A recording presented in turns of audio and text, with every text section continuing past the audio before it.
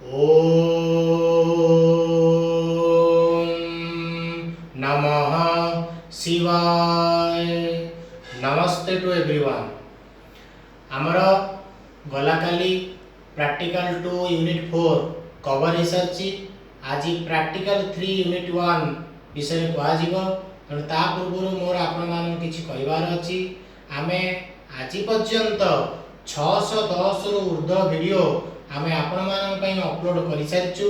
तेणु जहाँ भी सब करूँ पाठभित्तिक स्पिरिचुअल टॉपिक हो, मेडिटेशन हो, जहाँ भी सब करूँ योग भित्तिक और पाठभित्तिक से सब कौन सब अच्छी योग मेडिटेशन, योग philosophy, foundation of yoga, Sanskrit, yoga research methodology, yoga practical 1 2 3 4 5 6, naturopathy, Ayurveda, Panchakarma, physiotherapy, yoga Upanishad, Veda Vedanta Upanishad, Shrimad Bhagavad Gita, human anatomy and physiology, Patanjali yoga sutra, Sanskrit, diet and nutrition, हठ योग एंड हठ योग, योग techniques and self management, psychology and yoga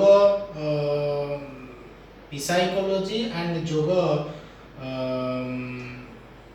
yoga Upanishad and योग उपनिषद और योग वशिष्ठ सहित yogic management and common disease रोची blood pressure, diabetes, heart attack, gall bladder, pelvis, urinary disorder, thyroid etcetera etcetera.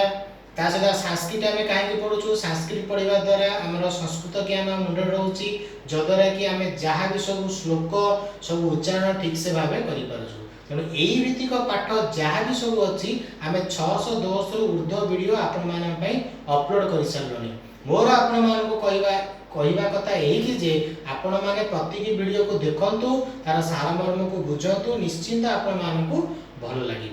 आसंतु आज आम आपण स्पिरिचुअल टॉपिक रखीचु अत्यधिक भाविबार मानसिक रोगरु दूरी रहिबा पई योग ही एकमात्र मार्ग। अत्यधिक भाविबा आमे गोटे जिनिस को अत्यधिक जो भावुचे एटा अत्यधिक भाविबा बा जेनरलाइज्ड एंजाइटी डिसऑर्डर बोली कहा जाउछि।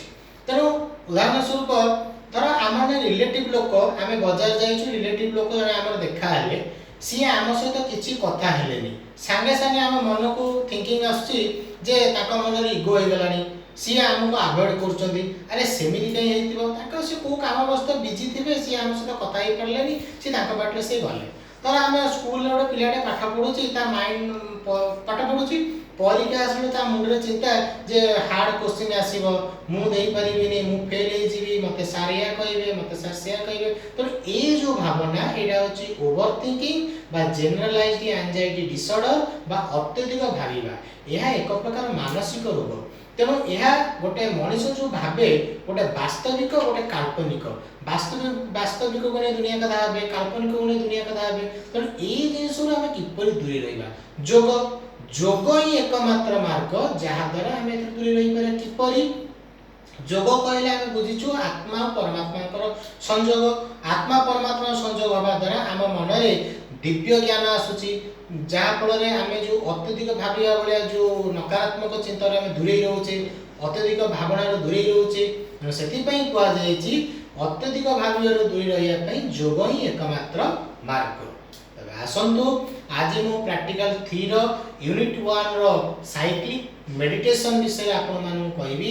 साइक्लिक मेडिटेशन करबा द्वारा हमर पीस ऑफ माइंड माने मन शांत रहउची, जो निद्राहीनता रोग से दूरे जाउची, ता सहित हमर स्ट्रेस रिलीव होची। तनो आज मु आपण मानू जहाँ सब कहली साइक्लिंग मेडिटेशन विषय ता उपकारिता मध्य कहली, ता सहित जहाँ भी सब वीडियो सब अपलोड करा जायछि ता विषय आपण मानू कहली।